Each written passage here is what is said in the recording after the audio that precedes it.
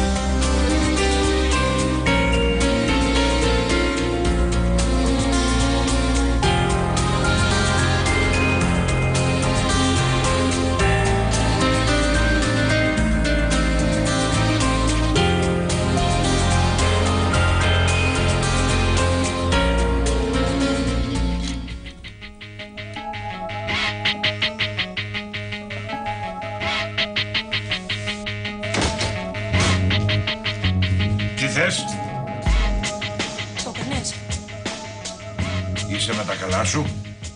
Τι σε έχει πιάσει μες στη νύχτα? Λέγε, το έκανες. Πλήρωσες για να ελευθούν τα αποτελέσματα του DNA. Τρελάθηκες? Με ποιο δικαίωμα παίζεις με τις ζωές των άλλων? Ποιος νομίζεις ότι είσαι? Ύστερα από τόσα που έχουν γίνει, έπρεπε να ξέρεις ποιος είμαι. Ο μικρός Διαμαντής Αμυράς είναι εγγονός μου και θα μείνει εδώ. Επειδή εσύ αποφασίζεις και εσύ διατάζεις, έτσι? Ακριβώς! Και αν θέλεις κι εσύ, κάτσε να τον χαρείς και να τον μεγαλώσεις όπως πρέπει. Όπως πρέπει. Εδώ μέσα.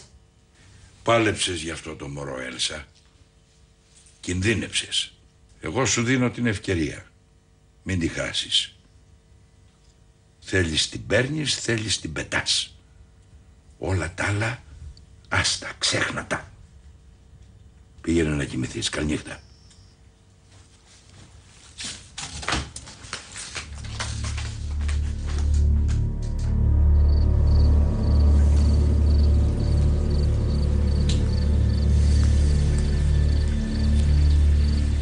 Δεν κοιμάσαι? Το ξέρεις? Τι πράγμα? Το ότι ο πατέρας σου άλλαξε τα αποτελέσματα του DNA. Τι άνθρωποι είσαστε εσείς, ρε? Δεν καταλαβαίνετε τίποτα! Τίποτα! Άσε ρε, Έλθα, τώρα τα μελώ. Δεν σου είχα πει ότι το παιδί θα μείνει εδώ μαζί μας? Εσύ αυτό δεν ήθελες, γι' αυτό δεν με πίεζες. Τώρα τελείωσε. Πάει, θα μείνει εδώ. Εγώ ποτέ δεν είπα να το κρατήσουμε με βρωμιές και απάτες. Εσύ πώς το μάθες? Ποιος το είπε? Αυτό σε νοιάζει, πιο πολύ από την αλήθεια. Ποια αλήθεια τώρα, ρε Έλσα? Θα κοροϊδευόμαστε και μεταξύ μας.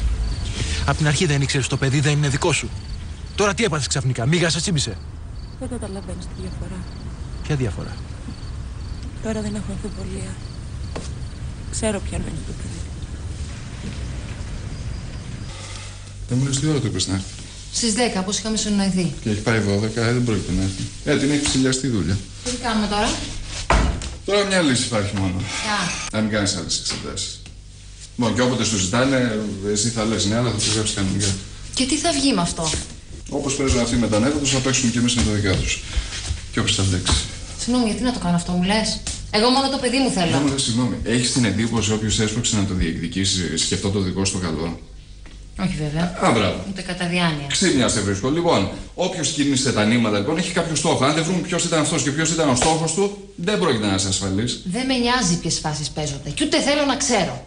Εγώ το μόνο που θέλω είναι να πάρω το παιδί μου και να γυρίσω πίσω, στο πατρικό μου. Συγγνώμη, εσύ μου λέγεις ότι θα σε πάρουν με τις πέτρες στο χωριό. Θα με πάρουνε, δεν πειράζει, θα το αντέξω. Ναι, αλλά αυτό που σου προτείνω εγώ έχει λιγότερο ζόρι. Δεν κατάλαβα, γιατί να πεις τέτοιο Λούκι. Γιατί θέλω το γιο μου. Ναι, και τόσο απλά. Θα τον πάρεις, παιδάκι μου, αλλά γιατί να βρεθείς συμπλεγμένη. Να σου πω κάτι. Εγώ ένα πράγμα έχω μάθει να κάνω καλά στη ζωή μου. Ένα, μόνο. Τι? Υπομονή. Να κάνω υπομονή και να αποφεύγω βιαστικές κινήσεις. Εντάξει, όποιος έχει υπομονή έχει το πλεονέκτημα. Άκου που σου λέω.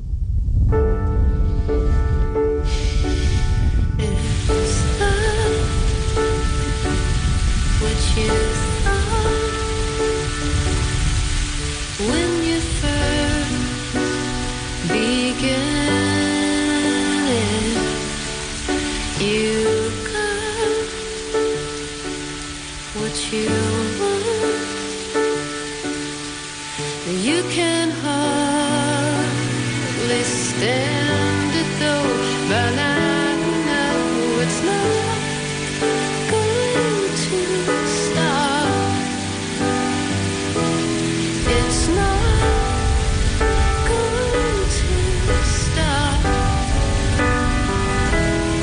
It's not going to stop till you.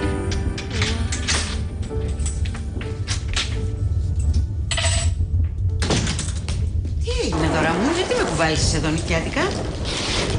Θέλω να μου κρατήσει τα παιδιά, πρέπει να βγω. Καλά είσαι, πού θα πας? Έξω γίνεται χαλασμός Θεού. Θα συμμετείχω με το στράτο. Δεν μπορούσατε να περιμένετε να ξημερώσει ο Θεός τη μέρα του? Δεν μπορώ να περιμένω ούτε δευτερόλεπτο, Μανούλα. Αρκετά περίμενα. Καλά, ποτέ μου δεν μπόρεσα να σας καταλάβω εσάς τους δύο. Τώρα θα αρχίσω. Απόψε ο στράτος θα ξεκαθαρίσει ποιος και γιατί έστειλε τη μάνα του παιδιού στην Έλσα. Ωραία, με γεια του, με χαρά του. Εσένα, παιδάκι μου, γιατί σε ξεσπιτώνει? Δηλαδή, δεν μπορεί ό,τι μάθει να στο πει αυτό τηλέφωνο. Έχει να μου πει κι άλλα. Τώρα θα κάτσεις με τα παιδιά ή θα μου βγάλεις την πίστη στην ανάκριση? Θα κάτσω. Και σήμερα και αύριο και όποτε χρειαστεί. Αλλά την πίστη άλλοι έχουν αναλάβει εργολαβία να στη βγάλουνε. Όχι η μάνα σου.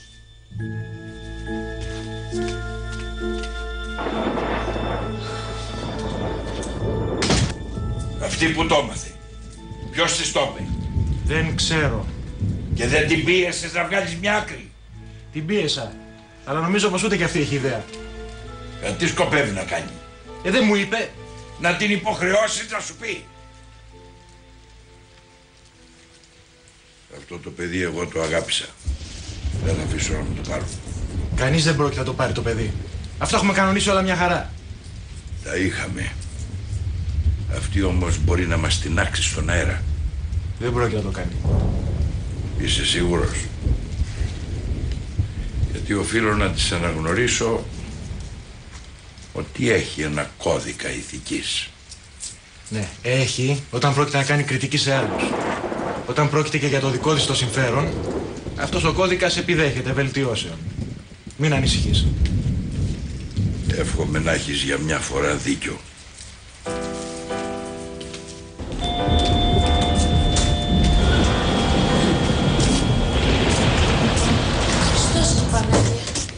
Έλσα μου, τι έγινε? Δεν αντέχω άλλο. Θα πεθάνω. Έτσι όπως είσαι είναι το μόνο σίγουρο. Περίμενα να φέρω μια πετσέτα.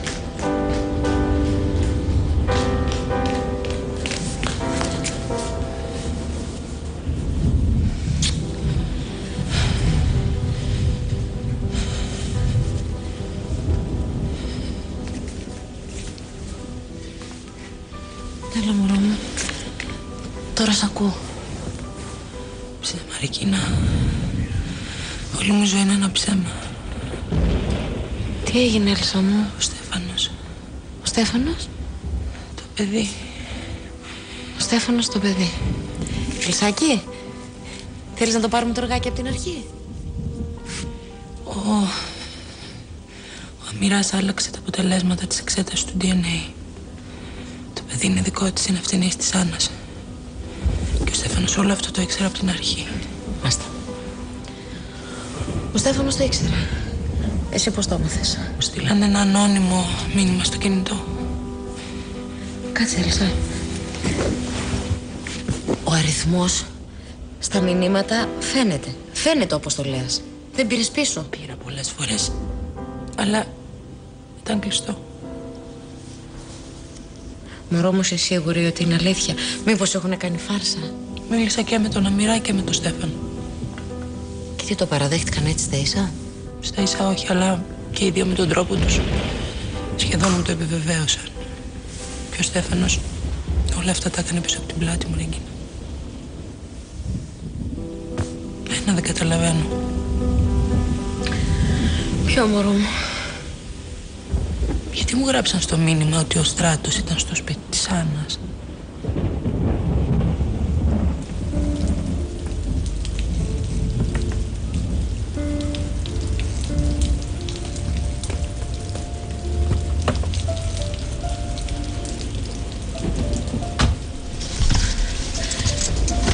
Τι έγινε?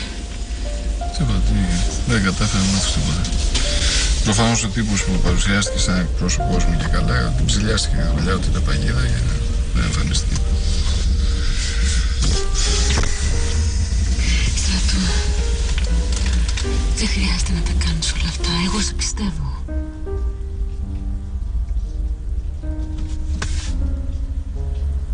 Χρειάζεται να γίνουν όλα αυτά για να με πιστέψεις.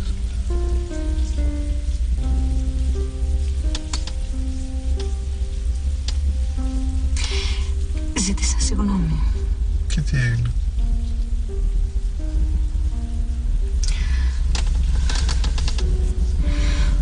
Όλες αυτές τις μέρες σκέφτηκα πολύ και...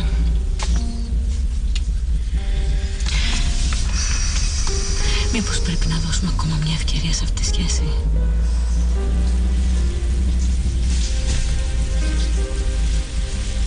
Μήπως την αξίζει? Την αξίζει? Σε παρακαλώ, ας τα ξεχάσουμε όλα. Ας πιάσουμε το νήμα από εκεί που το κόψαμε. Από εκεί που το έκοψα εγώ, αν θέλεις. Δεν θα είναι το πιο εύκολο πράγμα του κόσμου αυτό. Τι μας ήρθε εύκολο από τη μέρα που μας μιλάμε? Τουλάχιστον στην αρχή πιστευόμαστε ο ένας στον άλλον. Είχαμε ένας τον άλλον. Και αυτό μας έδινε δύναμη και μπορούσαμε να ξεπεράσουμε όλα τα εμπόδια.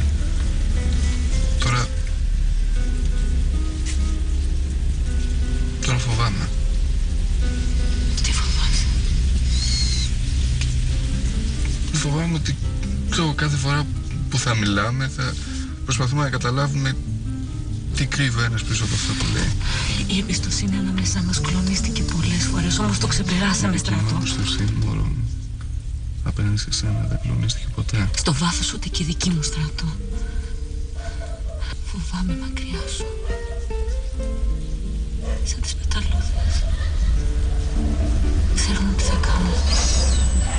Δεν μπορούν όμως να μείνουν μακριά από το φως. Για μένα εσύ είσαι το φως, Στράτο. Ξέρω τι θα κάνω. Δεν μπορώ όμως να κρατηθώ μακριά σου. Δεν μπορώ να κάνω αλλιώς.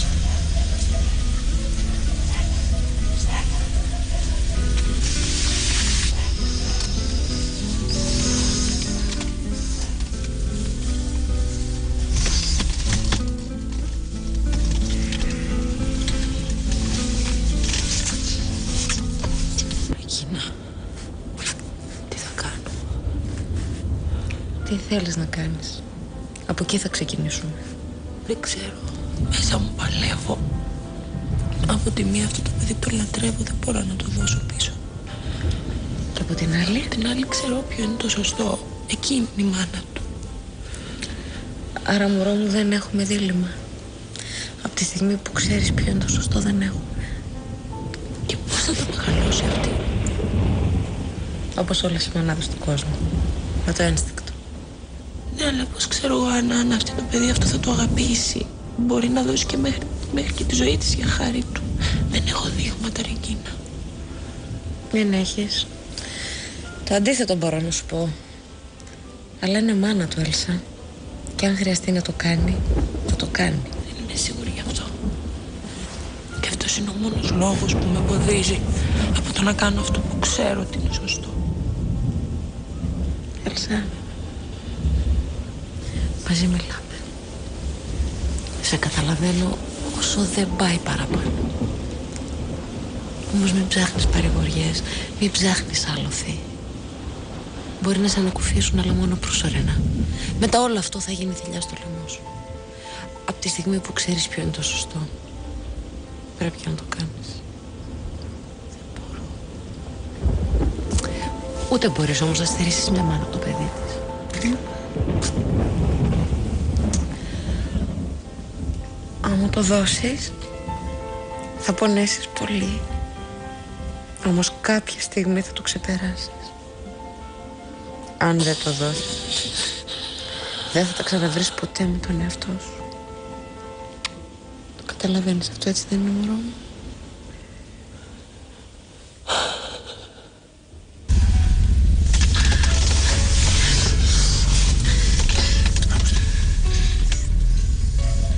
Δεν χρειάζεται να πεις τίποτα τώρα. Έτσι κι αλλιώς δεν μας εμπνέεις σε κανένα λόγια.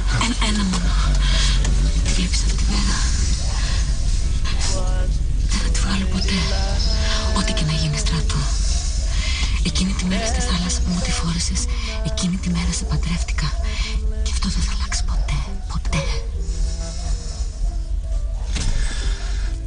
Αγάπη μου. Τίποτα δεν είναι όπως θέλαμε. Θα είναι πολύ δύσκολες μέρες. Όσο πιο δύσκολες δηλαδή. Άστο. Όχι, όχι.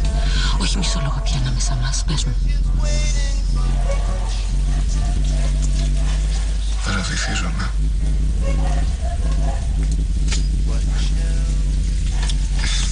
Καταλαβαίνεις. Κάθε μέρα που περνάει βυθίζομαι και πιο πολύ μέσα. Και τώρα είμαι εγώ αυτός που φοβάται. Ότι θα σου κάνει κακό αυτή η σχέση. Σ' αγαπάω. Κι εγώ. Σ' αγαπάω. Κι εγώ σ' αγαπάω τώρα. Φτάνει αυτό. Πες μου. Δεν ξέρω. Αλλά όπως είπες κι εσύ, ας αφήσουμε τη ζωή να δείξει. Ας την αφήσουμε όμως. Σε παρακαλώ.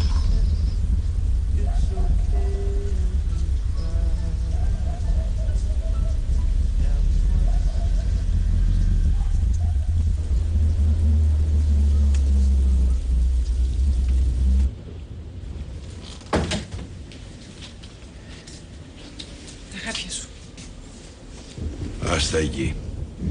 Όχι άστα εκεί και να τα παρατήσεις στο γραφείο. Ο γιατρός είπε πως πρέπει να τα παίρνεις κανονικά. Δεν ξεμοράθηκα ακόμα. Δυστυχώς για όλους σας. Εσύ γιατί είσαι έτσι μουσκεμα? Είχα ξεχάσει το κινητό στον κήπο και πήγα να το πάρω. Κάτι συμβαίνει, Διαμαντή. Πες μου σε παρακαλώ, τι μου κρύβεις? Μήπως εσύ μου κρύβεις κάτι? Μάλιστα. Κατάλαβα. Σου βάλανε πάλι λόγια για μένα. Λοιπόν, για πες μου, τι σου είπαν αυτή τη φορά? Ακούω. Αυτή τη φορά οι πληροφορίες είναι από μέσα. Μέσα. Από πόσο μέσα, δηλαδή? Από το ένστικτό μου. Διαπίστωσα ότι λειτουργεί μια χαρά. Και τι σου λέει το ένστικτό σου για μένα?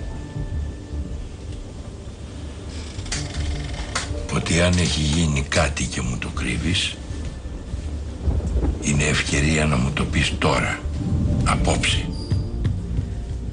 Λοιπόν, δεν καταλαβαίνω τι θες να πεις.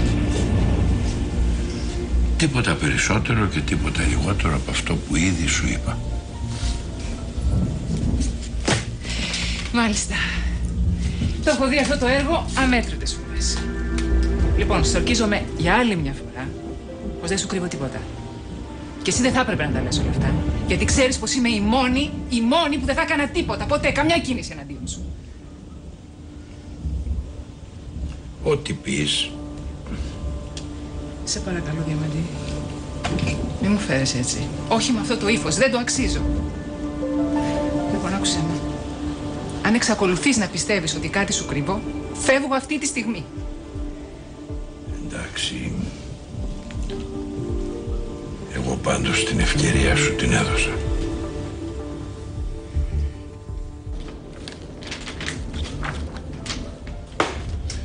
Σιγά σιγά, το ζάλισες. Αυτό να δεις πόσο με έχει ζαλίσει. Τι είναι? Μυθιστόρημα. Καλό. Κάκιστο. Άρα θα πουλήσει. Τι θα πει αυτό? Αυτή είναι η μόνη φράση που καταλαβαίνει πια η αγορά.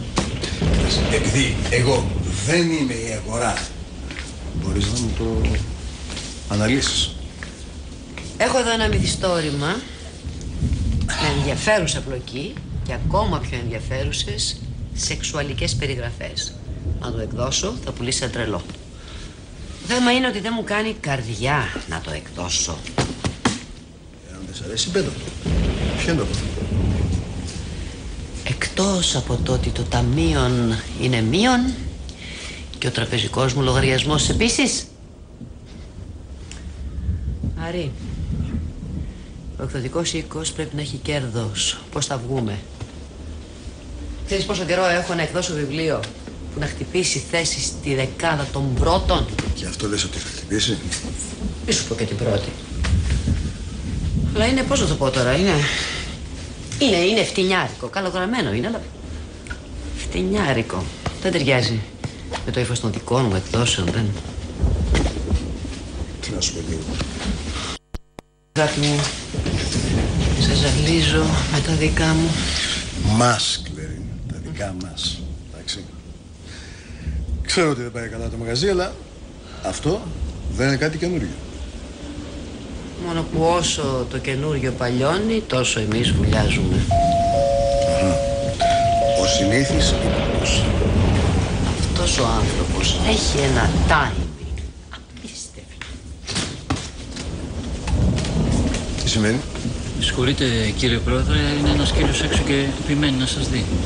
Ποιος κύριος? Αντίπαση. Άγγελος Αντίπαση. Μπορείς να πηγαίνεις.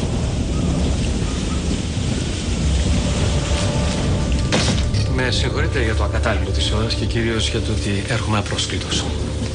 Εάν περιμένατε πρόσκληση με μένα, μάλλον δεν θα συναντιόμαστε ποτέ. Το ξέρω, γι' αυτό ήρθα μόνος μου. Δώστε μου 10 λεπτά και θα σας εξηγήσω. Σας δίνω 5 λεπτά. Μετά θα κάνετε μεταβολή και θα φύγετε μόνος σας. Για να μην σας διώξω εγώ.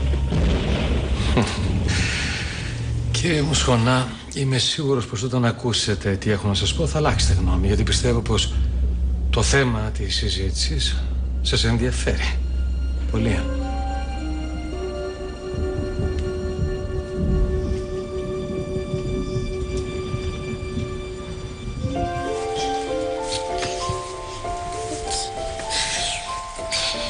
Χριστέ μου, πώς θα ζήσω χωρίς εσένα?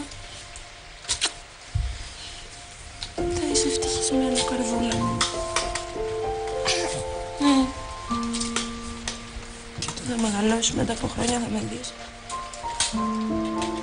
Θα θυμάσαι το πρόσωπό μου, τη μυρωδιά μου. Θα το ξεχάσεις κι αυτή. Εγώ θα είμαι 2 φορές μανούλα για σένα, καρδούλα.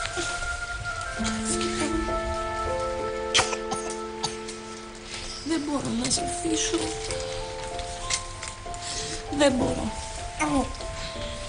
Δεν μπορώ. Άρη, να φέρω κάτι να πιείτε. Περιττό, Κλέρι. Η συζήτησή μας θα κρατήσει μόνο λίγα λεπτά. Έτσι δεν είναι, κυρία Αντίπα?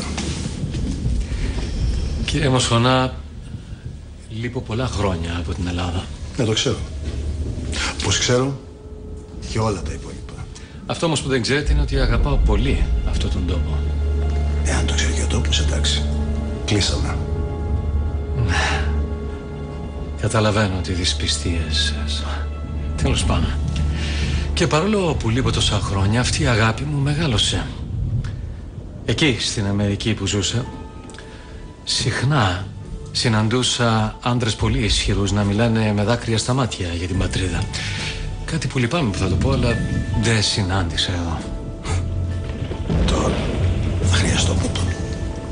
Δεν μου λέτε, ήρθατε εδώ νύχτα, με βροχή, απρόσκλητος, για να μου πείτε αυτά.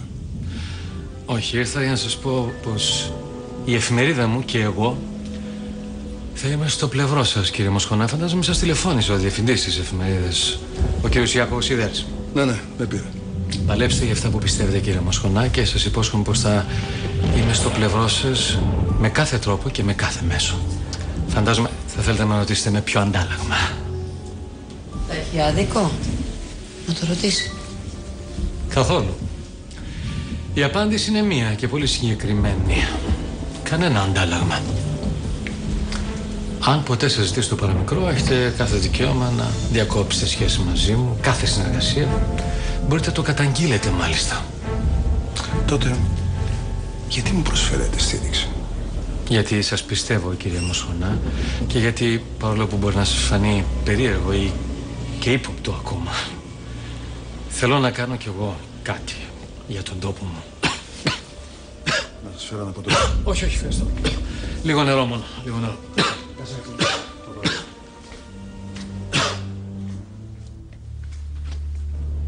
Τι νομίζεις ότι κάνεις εδώ? Ήθελα να σε δω. Τελικά είσαι μεγάλο κάθαρμα. Δεν ενδιαφέρεσαι για τίποτα και για κανέναν. Είχα ανάγκη να σε δω. Σ' αγαπάω. Relaxes. Ορίστε.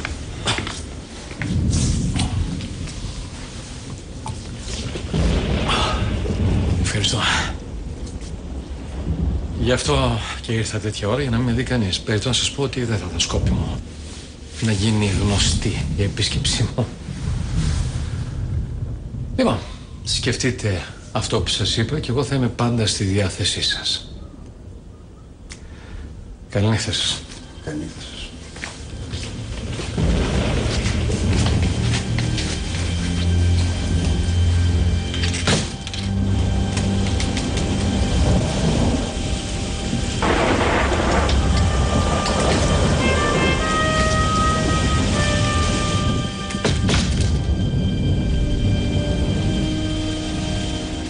Παιδάκι, μη σφίγγεις τις γροθιές σου. Άσε ελεύθερο το μπούστος έτσι. Έτσι χαλάρωσε, πήγαινε προς τα πίσω, μην τραβάς τη φούστα σου. Όταν είμαστε μόνοι στο σπίτι μας, καθόμαστε άνετα, δεν τραβάμε τη φουστίτσα μας. Πήγαινε πίσω. Δεν είμαι μόνη μου και δεν είμαι στο σπίτι μου. Έλα καλέ, πως κάνεις έτσι, ο Δημήτρης είναι δικός μας. Χαμογέλα και εσύ λίγο στο κορίτσι, να χαλαρώσει. Πήγαινε προς τα πίσω, έτσι πολύ ωραία. Για πιάσε τώρα το διαφημιστικό φυλάδιο. Το βλέπεις με πολύ μεγάλη προσοχή και ενδιαφέρον και μετά από όλα αυτά που διαβάζεις έρχεσαι στο Ινστιτούτο και σε κάνουμε καρακουκλάρα. Δηλαδή, κυρία Νανά, θα βγάλουμε αυτές τις φωτογραφίες και μετά τελειώσαμε? Για σήμερα. Αύριο έρχεσαι στο Ινστιτούτο και βγάζουμε μερικές ακόμη. Δεν θα τα καταφέρω. Καλέ, δεν τα καταφέρεις, θα τα καταφέρεις. Έχουμε εδώ τα αστέρι, λίγο αργός είναι, αλλά δεν πειράζει. Έλα Δημήτρη, τελείωνε. Πώς λέμε Διονύσης? Καμία σχέση. Εσύ έμοιαξες τη μάνα σου, όχι στον πατέρα σου. Α, καταφωνεί και ο Βελικέκας. Περίμενα, δεν έλεγα τίποτα άλλο. Καλώς ήτανα. Αλλά μου είπε ο Διονύσης ότι κουβαλήθηκες εδώ μέσα. Δεν μου λέει τα κορίτσια σου. Γιατί φωταγωγείσαι έτσι στο γήπεδο? Έχουμε φωτογράφηση, έχουμε. Γιατί θα βγάλεις διαβατήριο? Όχι καλέ, η Κορίνα μας είναι το νέο πρόσωπο της διαφημιστικής καμπάνιας των Ανάλайн. Πιστεύω, δεν είμαστε καλά. Παπά, συγγνώμη, εσύ δεν είπες να μειώσουμε τα έξοδα μας 20%? Ορίστε λοιπόν και εγώ σε βοηθάω, δεν δουλεύω. Σου είπα παιδάκι μου να δουλεύεις, σου είπα να μειώσεις τα έξοδα, δεν καταλαβαίνεις. Τι να βγεις στο κλαρί, τι είναι αυτά, η προστέλα που έβαλες, ποια σημαίνει αυτή εκεί πέρα. Δεν μου λες, εσύ την ξεμιάλισες. Άντε καλέ, την ξεμιάλισα. Σε λίγο θα μας πεις ότι τη διέφθυρα κιόλας. Γιατί πολύ απέχει. Άντε καλέ, άντε καλέ. Για πρόσεχε πως μιλάς. Εγώ είμαι σοβαρή επιχειρηματίας. Έλα, κάτσε εδώ εσύ. Κύριε μου, είμαι πολύ πιο σοβαρός επιχειρηματής από σένα. Είμαι ένας διεθνιστής κασάπης. Γιατί τη φωτίζεις έτσι αυτή την κοπέλα της, Εγώ έτσι φωτίζω τα κρέατα που θέλω να σμπρώξω. Σου είπα, παιδάκι μου, είναι το κορίτσι της διπλανής πόρτας για τη διαφημιστική μου καμπάνια. Ναι, η Κορίνα είναι το κορίτσι της διπλανής πόρτας. Άρα γιατί να τρέχεις σε άλλη πόρτα εσύ? Ακριβώς. Δεν μου λες, αν δίπλα σου έμενε η Μακαρίτισσα, η Βασιλιάδου, έστω και στα νιάτα της, θα ίσχυε το σλόγγαν της καμπάνιας σου το κορίτσι της διπλανής πόρτας? Γιατί τόση φασαρία? Ένα κοριτσάκι όμορφο, δροσερό ήθελα για τη διαφημιστική καμπάνια. Αμάν πια, πώς κάνεις έτσι? Λοιπόν, να, κρατά την πόρτα και το κορίτσι της διπλανής πόρτας έχει φύγει ήδη. Ήδη έχει φύγει, δεν το καταλαβαίνω. Πάμε γρήγορα. Κοίτα, ρε ζηλίκια. Κοίτα, με τα... Τι έπαθες? Γιατί με κοιτάς έτσι? Αν δεχτείς την πρόταση του Άγγελου Αντίπα, χωρίζουμε. Δεν απειλεί. Το εννοώ. Κλέρι, τι αυτά που λες? Δεν θα το ανεχτώ αυτό. Σου ξεκαθαρίζω τη θέση μου. Θα μου λες, σε τσίμπησε μίγα. Δεν τον βλέπεις? Κατέστρεψε τις ζωές τόσων ανθρώπων και τώρα κάνει σαν να μην τρέχει τίποτα. Δεν τον βλέπεις? Τον έπιασε τάχα ο πόνος για το τόπο του. Κλέρι, Κλέρι σύνελθε. Προσπαθεί να σε ρίξει το λάκκο με τα φίδια. Λίγα τράβηξες με τον Αμυρά, τα ξέχασες. Δεν μπορεί να είσαι τόσο αφελής, δεν μπορεί, θα τρελαθώ. Δεν μου λες, θα πατήσεις φρένο ή θα τα πάρεις όλα σβάρνα? Τι μου είπε ο άνθρωπος? Μια πρόταση μου έκανε. Βλέπεις εγώ να δέχτηκα. Έχεις την πρόθεση. Το είδα στα μάτια σου. Δεν βλέπεις τα δικά σου τα μάτια που γυαλίζουν? Τι υπερβολική αντίδραση είναι αυτή? Υπερβολική η δική μου αντίδραση, ενώ βρίσκεις φυσιολογικά όσα είδα αυτός. Το πρωί, όταν είχα αμφιβολία για τη συνέντευξη, εσύ δεν μου είπες ότι είναι επιχειρηματίας.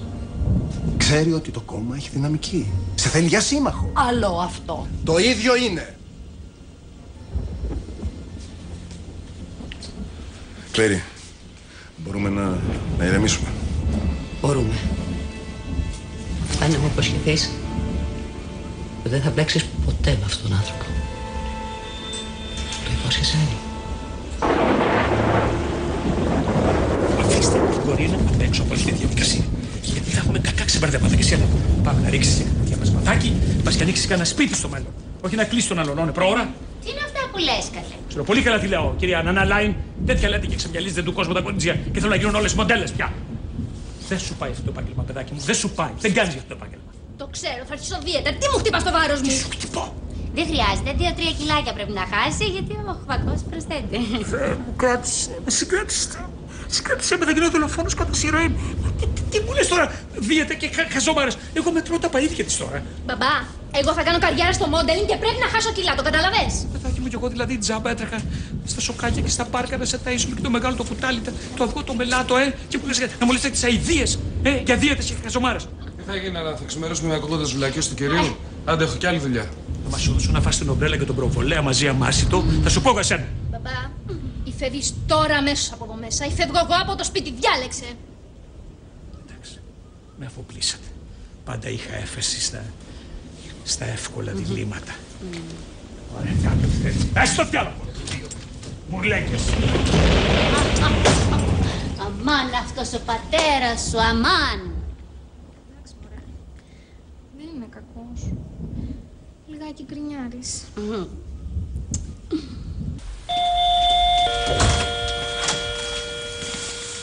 Συγγνώμη που σου κουβάλισα με τέτοιο καιρό. Αχ, Ρεγίνα, όμως ήταν αυτό μόνο το πρόβλημά μου. Συμφωνώ. Τι είναι? Έλαντε, τι έγινε? Και πότε πρωτόγινε δηλαδή? Δεν μπορώ, Αντώνη, θα τρελαθώ. Α, καλώς ήρθες κι εσύ. Πρώτη φορά μου πέσαν τόσα μαζεμένα. Και τουλάχιστον είναι να τρελαθούμε εμείς, έχει καλώς, μην τρελάνουμε και τους άλλους όμως. Τι έγινε, Ρεγίνα? Τι έγινε, πες μου, τι σε αναστάτωσε? Μωρέ, στο πάρει το ποτάμι. Τώρα πού θα το πάει, αλλού παπά Ευαγγέλιο. Έλα, πες μου, τι έγινε, μην μου βγάζεις την ψυχή. Τι έγινε? Αντώνη, το ξέρει τώρα ότι έχεις αλλάξει το επιθετό σου? Ξέρει ότι ο μηχανικός που σκοτώθηκε σε εκείνο το ναυάγιο έξω από την Ιρλανδία ήταν ο πατέρας σου? Πες μου, το ξέρει?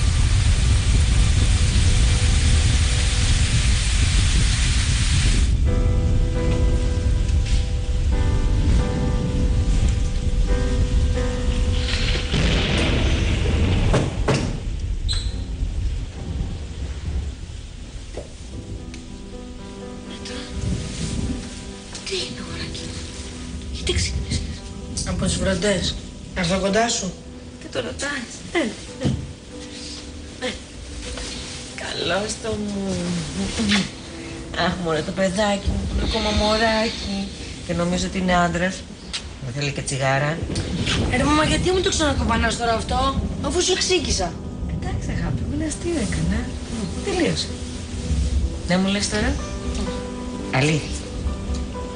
Φοβάσαι τις εστραπές? Όχι βέβαια. Δικαιολογία ήταν. Ξύπνιος ήμουν. Σκεφτόμουν. Τι σκεφτόσαι?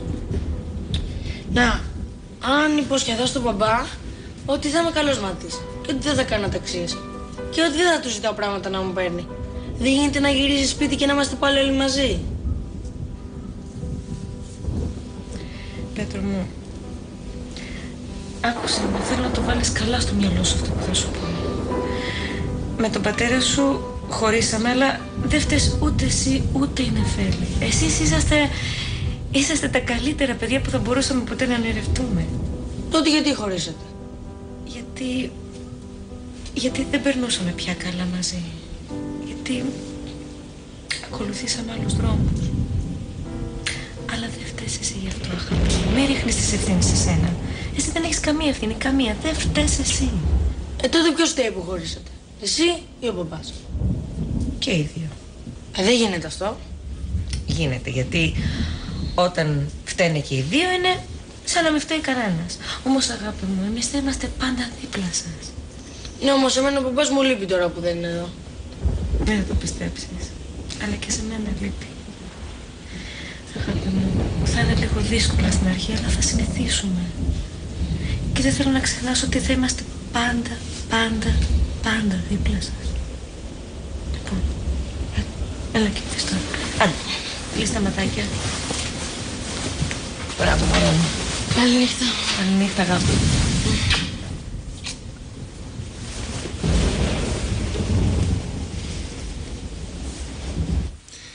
Όχι, δεν το ξέρει. Και δεν θα ήθελα να το μάθει. Ποτέ. Το φαντάστηκα. Δεν υπάρχει λόγος να την ταράξουμε τώρα. Άλλωστε πώς θα της πω ότι τόσα χρόνια της το κρατούσα μυστικό. Ναι, εδώ έχουμε ένα ζόρι. Αλλά εντάξει, δεν είναι και για θάνατο. Ένα σωρό κόσμος αλλάζει το επιθετό του. Ναι. Όχι για τους λόγους όμως που το έκανα εγώ. Τώρα πρόλαβα στην δεύτερη ερώτησή μου. Γιατί το έκανες, Αντώνη? Δεν σε πιέζω. Αν θες απαντάς. Ας το ξέχνα το. Η αιτία ήταν το ναυάγιο. Όλοι τότε έριξαν το φταίξιμο στον πατέρα μου. Και τώρα ξέρουμε τους λόγους. Ναι, αλλά τότε δεν τους ξέραμε. Έριξαν το όνομά του Βορρά στους λύκους. Με τη μάνα μου ήταν πολύ δεμένη. Ήταν ερωτευμένη, λες και ήταν η πρώτη μέρα. Εκείνη άρχισε σιγά σιγά να παθαίνει κατάθλιψη. Την πήγα στους γιατρούς. Κάποια στιγμή μάλιστα νοσηλεύτηκε και σε μια νευρολογική κλινική.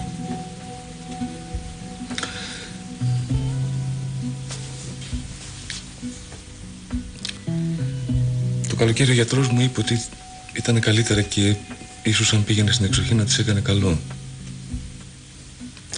Έτσι την πήρα και την πήγα στο χωριό, στο πατρικό της. Νόμιζε ότι όλα θα ήταν καλύτερα εκεί. Έτσι έδειχναν άλλωστε. Η εξοχή δεν της έκανε καλό,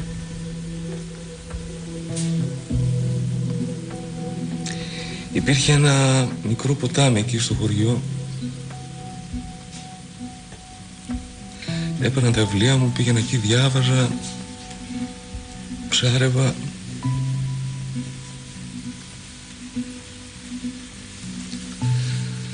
Εκείνη την ημέρα είχε πιάσει μια ξαφνική μπόρα και έτσι γύρισα νωρίτερα στο σπίτι. Μπήκα μέσα, τη φώναξα, δεν απάντησε. Μετά πήγα στην κουζίνα και την είδα. Ήτανε κρεμασμένη. από ένα δοκάρι.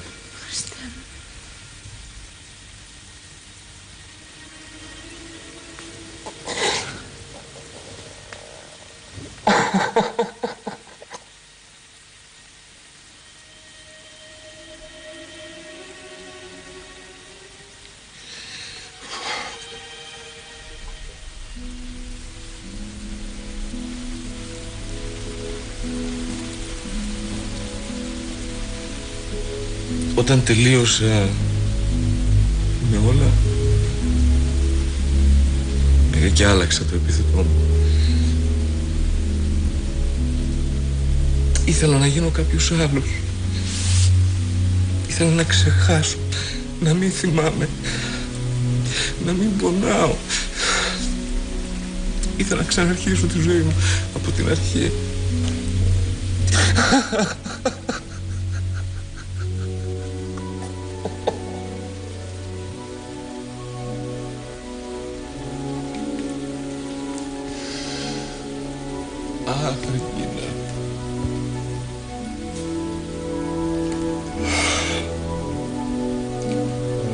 Ήμουν πολύ νέος. Νόμιζα ότι θα μπορούσα να βοηθήσω, αλλά μετάνιωσα βέβαια με τα άλλα. Ήτανε πολύ αργά. Συγγνώμη που στα θύμισα. Δεν τα ξέχασα. Ποτέ.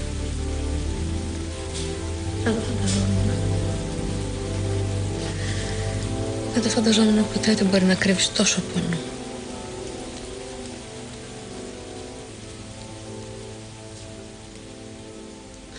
Δυσκολεύεις πάρα πολύ για... Ξέρεις, δεν τα έχω πει ποτέ.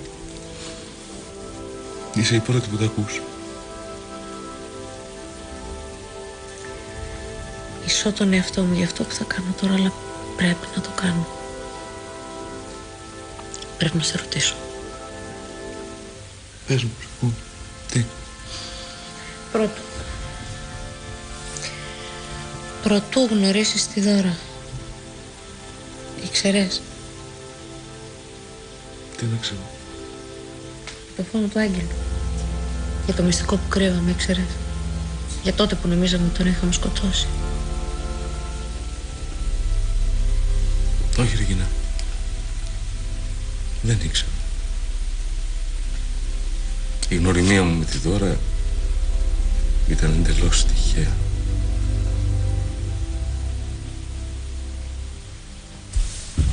Αν ακούει ο κύριος Αντίπας, ανεβαίνει ο κύριος Ιδαρής. Ναι, ευχαριστώ.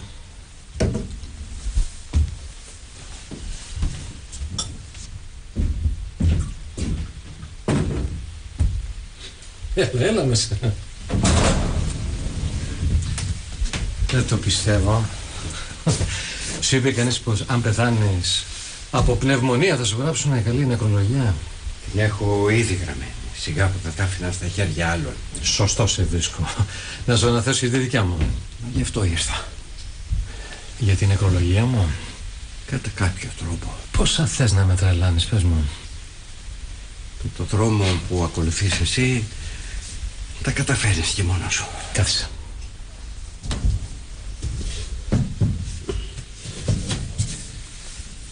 Λοιπόν, γιατί ήρθες απόψε, πες μου. Εσύ γιατί ήρθες γενικώς. Τα πάμε αυτά. Τα πες.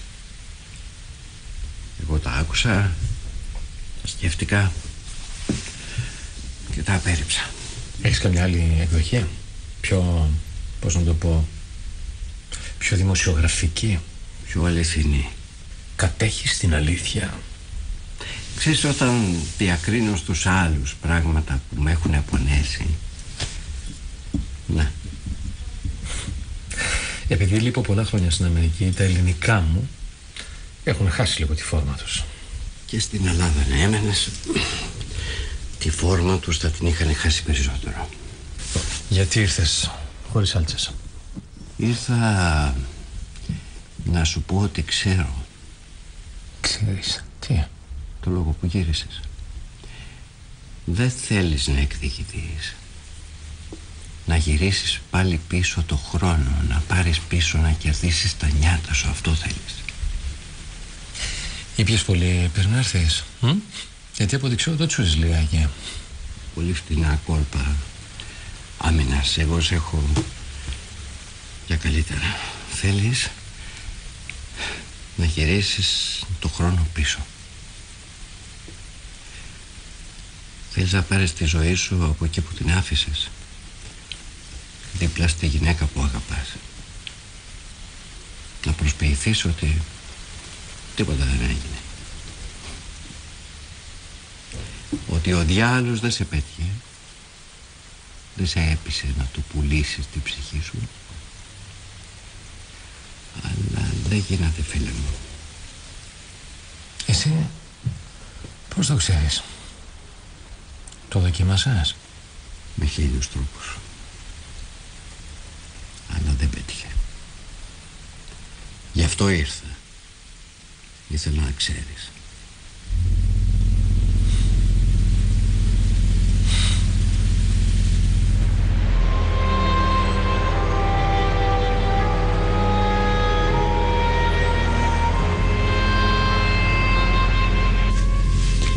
Σε πήρα από τα μούτρα χτες. Με συγχωρείς. Εσύ όταν ζητάς συγγνώμη κάπου αποβλέπεις. Τι θέλεις?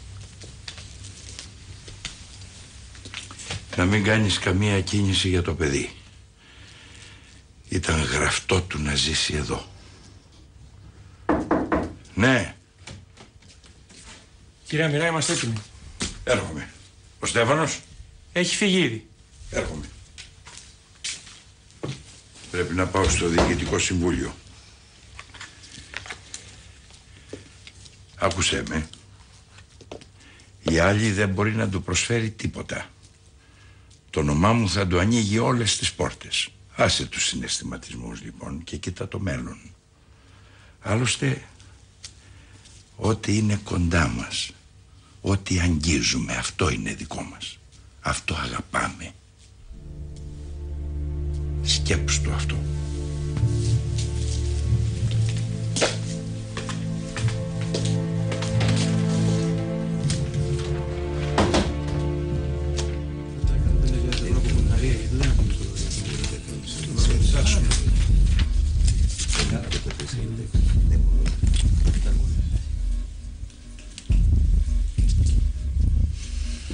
Με συγχωρείτε που άργησα.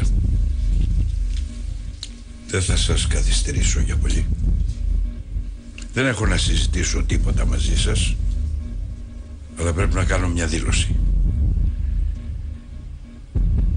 Αποσύρωμαι από τον Όμιλο και προτείνω για διευθύνοντα σύμβουλο το Στράτο Αντίπα, στον οποίο φυσικά και χωρώ το μερίδιό μου, που ανέρχεται στο 30% των μετοχών.